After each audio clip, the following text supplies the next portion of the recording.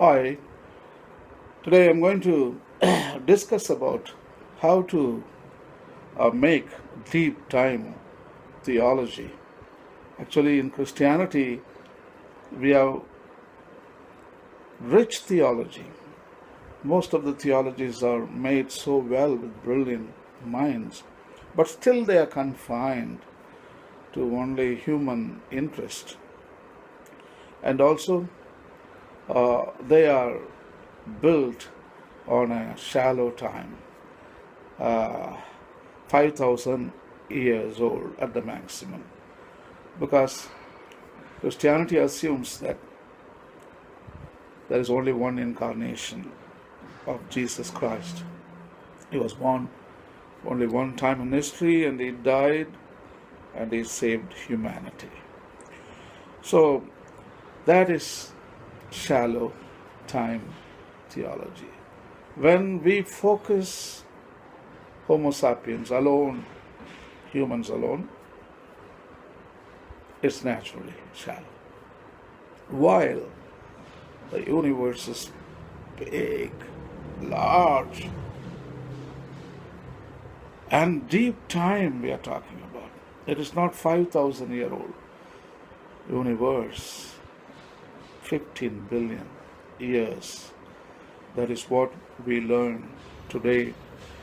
So if scientific evidence is reliable, that means we should make appropriate theology, because scientific input can be considered as new revelation. Hubble telescope captures the birth of stars, the death of stars, supernovas, quasars, pulsars, black holes. 2,000 years ago, the people, those who lived in Israel, they didn't hear these words and they never know what was going on in the larger universe. But today, our eyes have seen the images on television and movies. So it's a new kind of revelation. Bible is not a closed book. We need to open it and add more pages. Not pages, revelations. Each day and each minute is a revelation of God. We need to write. We need to write Acts of the Apostles. It doesn't end the Bible. It goes on and on and on. So, deep time theology makes sense about our universal God, Jesus Christ. He's the firstborn of all creation. Galatians 1:15. He was the Word. In the beginning there was the Word. We read in John. That means our theology should be appropriate enough, at least justifiable in space and time. So let us stretch out from shallow time theology all the way to the deep time theology. So many people ask question, what was God doing when the galaxies were forming? What was God doing when the Big Bang was happening? What was God doing when the first light was born? What was God doing when planets were born? What God was doing when the first unicellular organism was born? What was God doing when the multicellular born? What was God doing? The invertebrates appear on earth and vertebrates appear on earth. Amphibians, fishes, reptiles and mammals and birds. What was God doing anyway? During the extinction time, when dinosaurs suffered martyrdom, did God leave them alone? Or was with the dinosaurs suffered, died? Was he really God of Emmanuel? Was he Emmanuel? So the lot of questions we can answer in the deep time theology space. In shallow time, we can't answer many questions because it lacks space. for questions and answers. But in deep time theology, you have space enough for questions and answers. We can bring the whole story of the universe to fit inside. Anyway, I believe Christianity can do that because Bible is full of resources for making of deep time theology. But before Christianity, somebody already made it. Vaishnavites, the followers of Vishnu in India, in Hinduism, they already made it. Because for them, from the beginning, they didn't believe in the shallow time theory, like 5,000-year-old universe, only humans exist on the planet Earth. But somehow, great Hindu minds, they really thought this universe is not 5,000 years old. It must be millions of years old. Yugas, they called it in Sanskrit. Satya Yuga, Treta Yuga, Dwapara Yuga, Kali Yuga. These are the names they gave to yugas. They are like epochs, they are like eras, they are like periods, they are like eons. Such a brilliant mind. So the brilliant mind, they understood this universe is vast, it's deep, time, and they made theology appropriately. Their theology is deep time theology from the beginning. So I want to give you the model, how they made it and how do they see the involvement of God in the history of the universe. So it's just an example I would like to give you. I am not a big theologian to make deep term theology, but I just give clues. That's all. That's only theologians have to pick up the clues and then make a great theology out of it. But this deep time theology is known in Hinduism as Dasavatara. Dasavatars means 10 incarnations. So in shallow time theology in Christianity, we understand only one incarnation. That is Jesus Christ born as a human being. But in 10 incarnations, the story of the Dasavatara talks about 10 incarnations of God, the Vishnu. In other words, 10 incarnations of Jesus Christ, you can say, in Christianity. So this God was with the universe all the time from the beginning, as a matter, as an energy, as first stars, as black holes, pulsars, the first planets. He was the manifestation. God was the manifestation. Everything is a representation of God. That's what Bhagavad Gita says.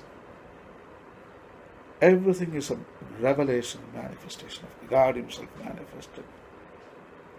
This universe, in other words, is God. So anyway, in Sanskrit word, avatars or incarnations of Vishnu are, according to the most popular classification, 10. The 10 chief incarnations, however, are of a more special type, for in them the full essence of the God is believed to have taken flesh to save the world from imminent danger of total extinction.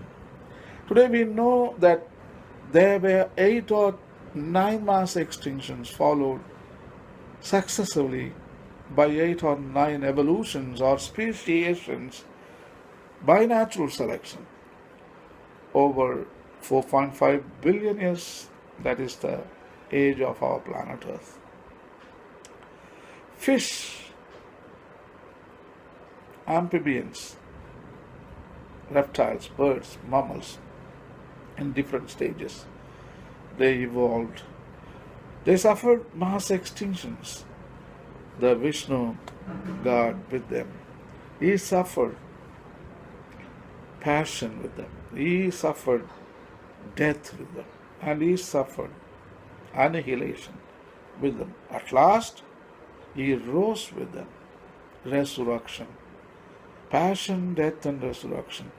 The Christian theme fits beautifully well in the Dasavadara story. In fact, Dasavadara story talks about it. God was with the fish because first one to appear on planet Earth as a multicellular form was the fish. Therefore, fish could better understand God if God was a fish. Amphibians could better understand God if God was an amphibian.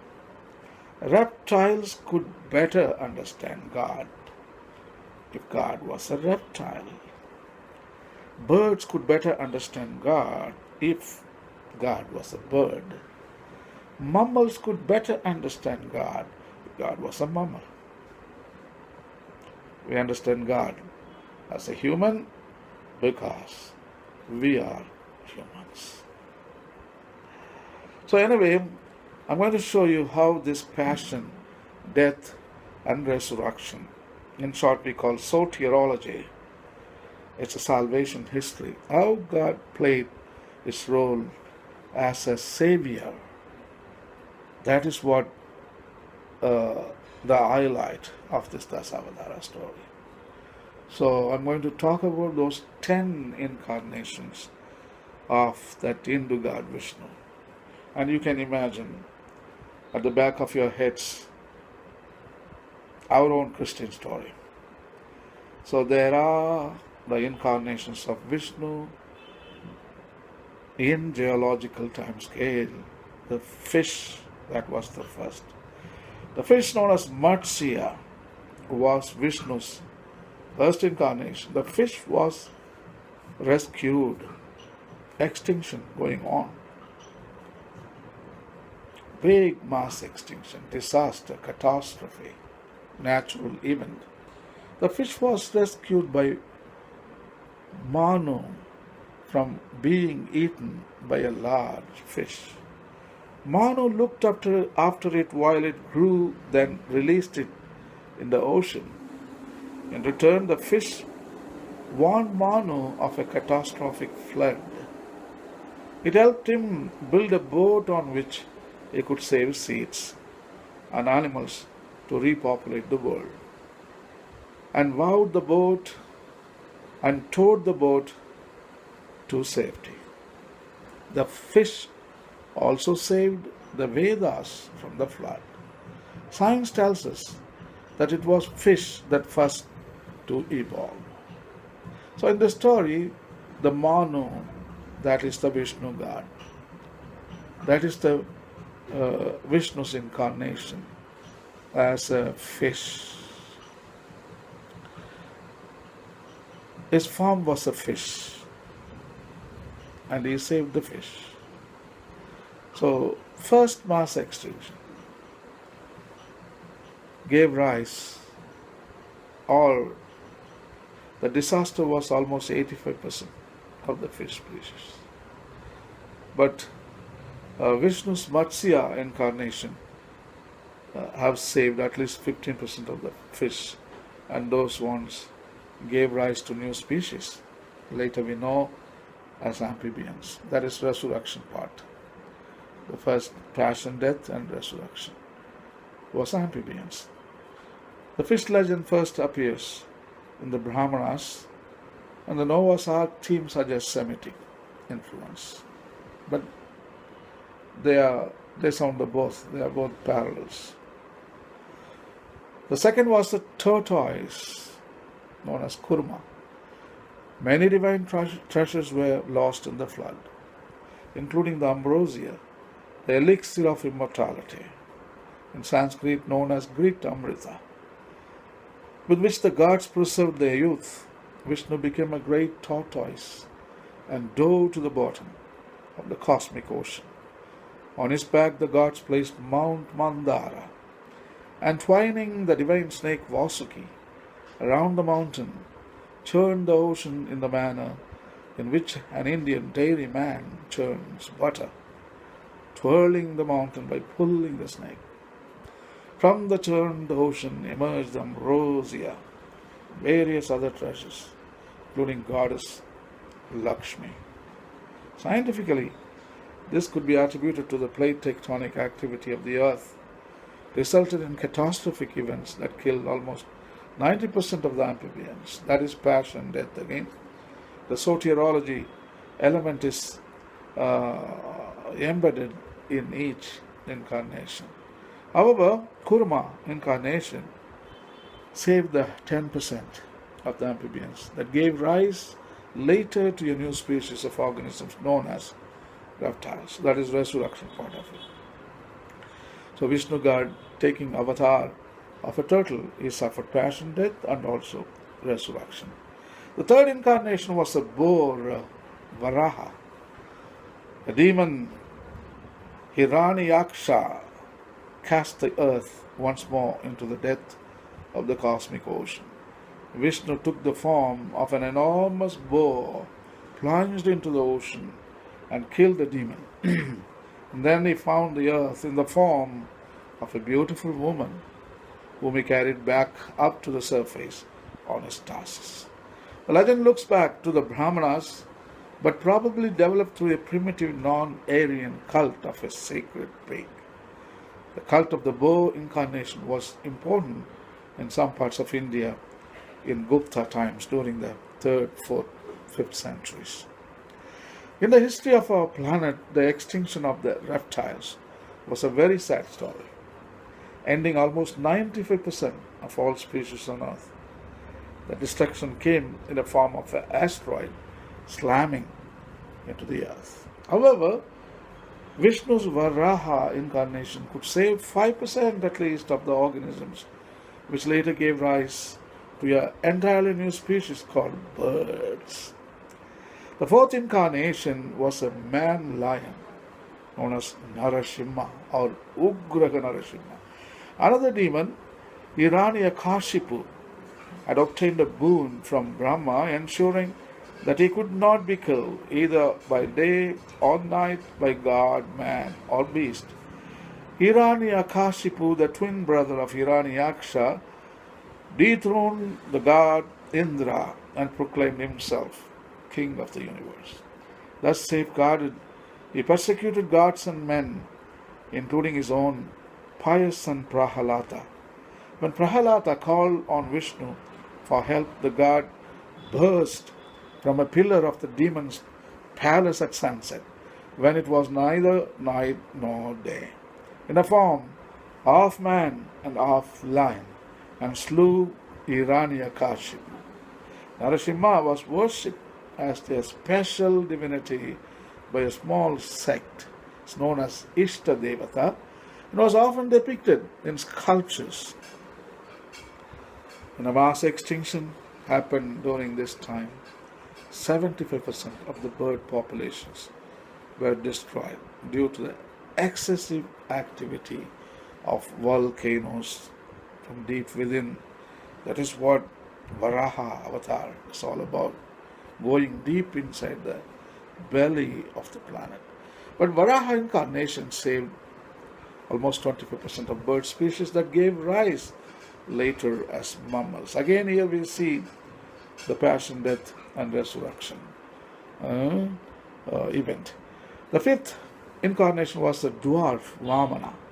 A demon named Bali gained control of the world and commenced a course of asceticism by which his supernatural power so increased that he menaced even the gods. Vishnu appeared before him in the form of a dwarf and asked as a boon as much space as he could cover in 3 strides. When the boon was granted, the god became a giant and in 2 strides covered the earth, heaven, and the middle air. Magnanimously he refrained from taking his 3rd stride and left the infernal regions to the demons. The 3 steps of Vishnu are as old as Rig Veda, but other popular elements were incorporated into the story. During this same time, in the mass extinction event, mammals suffered 55% of extinction. It was called Ice Age. In the history of the planet, there have been 7 ice ages, despite so many species of plants and animals. But Vamana, Vishnu's Vamana incarnation, saved 45% of the mammals. It gave rise later to hominoids, or prototype humans, maybe prototype monkeys, I should say, or apes. So now we talk about the 6th incarnation. It was called Parasurama, Rama with the axe. Vishnu took human form as the son of Brahmin Jamadagni. When his father was robbed by the wicked king Kartavairya, Parasurama killed the latter. Jamadagni was in turn killed by the sons of Kartavairya, after which the enraged Parasurama destroyed all the males of the Kshatriya class 21 times in succession. Parasurama incarnation saved hominoids. He slayed the bad hominoids and he saved good hominoids from another mass extinction caused by plate tectonic activity, gave rise to hominoids. Hominids this time, sorry. So, hominoids suffered passion death and they gave rise, the resurrection, to hominids, or first human beings. As I told you, hominoids, it's a big category including monkeys and apes, but here exclusively humans. Hominids includes only humans, not monkeys, not apes. The 7th incarnation was Rama, Prince of Ayodhya and hero of the Ramayana. Vishnu incarnated himself in this form to save the world from the oppressions of the demon Ravana, the evil ruler of Sri Lanka. Rama, son of Ayodhya, won his wife Sita by bending and breaking Shiva's unbendable bow. He was banished by his stepfather for 14 years to the forest where Sita was abducted by Ravana. After many adventures, Rama killed Ravana, won Sita back, returned to his kingdom, and reigned for 1,000 years. Rama is usually depicted of a dark hue, often bearing a bow and arrow. He is attended by his faithful queen Sita, the personification of wifely devotion. To his devotees, Rama combines the ideals of the gentle, faithful husband, the leader, brave in hardships, and the just and benevolent king. Probably this was exactly the same time of great apes, or the prototype hominoids. The scientific anthropology called them Australopithecus afarensis, Australopithecus boisei, Australopithecus africanus. All these names, that is the time our human beings setting foot, probably getting up and walking on 2 feet, known as bipedals. Humans became bipedals at this time. And Ramayana story talks about the monkeys and humans and mixed together. So this was the time of great apes and humans, Australopithecus boisei, which suffered extinction from another powerful enemy. However, Rama incarnation saved the human species, which gave rise to Homo erectus, or Homo habilis, or Homo sapiens, but a more complex human. The 8th incarnation was Krishna, which is undoubtedly the most important of the incarnation of Vishnu, who is the hero of the great Indian epic Mahabharata. Krishna appears as the constant friend, advisor of the 5 Pandavas, and he preached the great sermon of the Bhagavad Gita to Arjuna before the battle, which is the center of the epic story. Krishna was brought up in obscurity among the community of cowherds after killing a succession of demons, including Vatsasura, who come in the disguise of a calf, Krishna killed demon Kamsa. He assisted the hero Arjuna in the great battle of Kurukshetra, disguised as a charioteer. After seeing the Pandavas safely installed in the Kurukshetra, Krishna returned to Dwaraka, his capital. Here, Yadavas, chiefs quarreled among themselves. For all his divinity, Krishna could do nothing.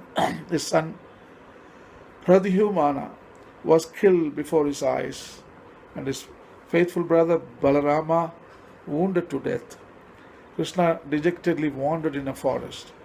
A hunter spied him through the undergrowth and mistook him for a deer. An arrow pierced his heel, which, like that of the Achilles of Romus Ilion, was his own vulnerable spot, and he died. The city of Dwaraka was then swallowed by the sea. Maybe this is the same time this plate tectonic activities, all things happening in our human prehistory. Krishna incarnation ushered the Homo erectus into a new Homo sapiens. I think Krishna helped and the humans through his power and through his magic and through his teachings, and he warned them. And probably the hunters and gatherers, they found a new way of life. Uh, uh, they are settled. They began to build villages. They began farming. They began cities, trade. So all these things happened during this time of Mahabharata. During the 8th incarnation of Vishnu, cities flourished, agriculture flourished, trade flourished, humans flourished in dharma. So that is what the 8th incarnation is all about. We see here the same soteriological element like passion, death, and resurrection, suffering, and joy. All those elements we find in the 8th incarnation of Krishna. The 9th one is the incarnation of Buddha, known as Gautama Buddha. Vishnu's 9th incarnation was not identified until the 3rd or 4th century AD. In the earliest accounts of it, Vishnu was said to have assumed this avatar in order to convert demons to Buddhist beliefs, with the intention of weakening them in their war against the gods, or to mislead sinful mortals so that they would receive their just punishment. Later, a more positive reason was suggested. According to most theologians, the god became Buddha in order to delude the wicked, lead them to deny the Vedas, and thus ensure their damnation. Jayadeva's Gita Govinda, however, which contains one of the earliest lists of incarnations, states that Vishnu became Buddha out of compassion for animals, in order to put an end to bloody sacrifice. At the same time in the Bible also we read in Hosea 6:6, chapter 6, verse 6, it is not the sacrifice, it is mercy. So that is the time I would talk about some 2500 years ago. Between 300 BC to all the way to 1000 BC, I think this was the predominant cult. Like Mahavira, Buddha, all talking against animal sacrifice.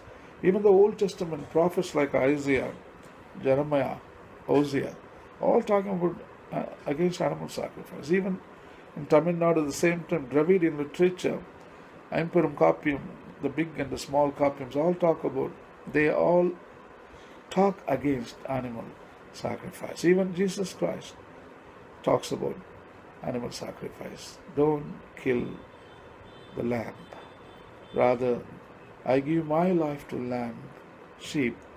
I will never kill sheep. Ashoka that weight between 300 BC, almost 3rd century BC, So he was writing his rock and pillar edicts inscribing animal sacrifices is banned.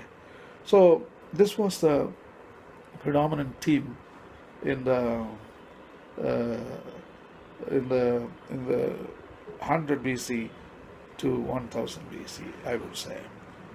So at the same time, Buddha's incarnation took place. And Buddha incarnation tries to bring out Homo sentience, the goodness, the compassion in each and every one of us. Not to kill animals, rather love animals. So Buddha symbolizes becoming human being. So the 10th incarnation also we see passion, death, resurrection in the form of the new positive altruistic feelings. I would say kindness, compassion, empathy. So Buddha incarnation talks about a new human and still continues desperately the struggle between the man and the natural world. But still we are living in enmity, the natural world and us. But still we are becoming better. There is no doubt, and we will become a compassionate, a good human species. The last incarnation, the 10th and the final incarnation, would be Kalkin, and is still to come. Vishnu will appear at the end of the present age, the Kali Yuga, which began in 3000 BC and will last 432,000 years. In its final years, humanity will face a breakdown of civilization and a loss of spiritual and moral values. At the end of this dark age, Vishnu will appear in the form of a man mounted on white horse with a flaming sword in his hand. He will judge the wicked, reward the good, and restore the age of gold. It is said that many simple Hindus take the Kalkin very seriously and long for his arrival, just as old-fashioned Christians look forward to the second coming of Christ, the Parousia. Christian parallels have been found, especially with the horseman of the book of Revelation, but the main inspiration of the Kalkin may have come from Buddhism, which taught the coming of Maitreya Buddha long before the Vaishnavites devised the Kalkin. Zoroastrian ideas may also have helped in the formation of the myth. Vishnu's status as the universal God of whom all other gods are aspects or emanations appears as early as the Bhagavad Gita. The sacred text reads, I am the beginning, the middle, the end of all creation. I am the source of all that is to be. I am the glory of the glorious. I am the victory. I am the courage. There is nothing that can exist without me.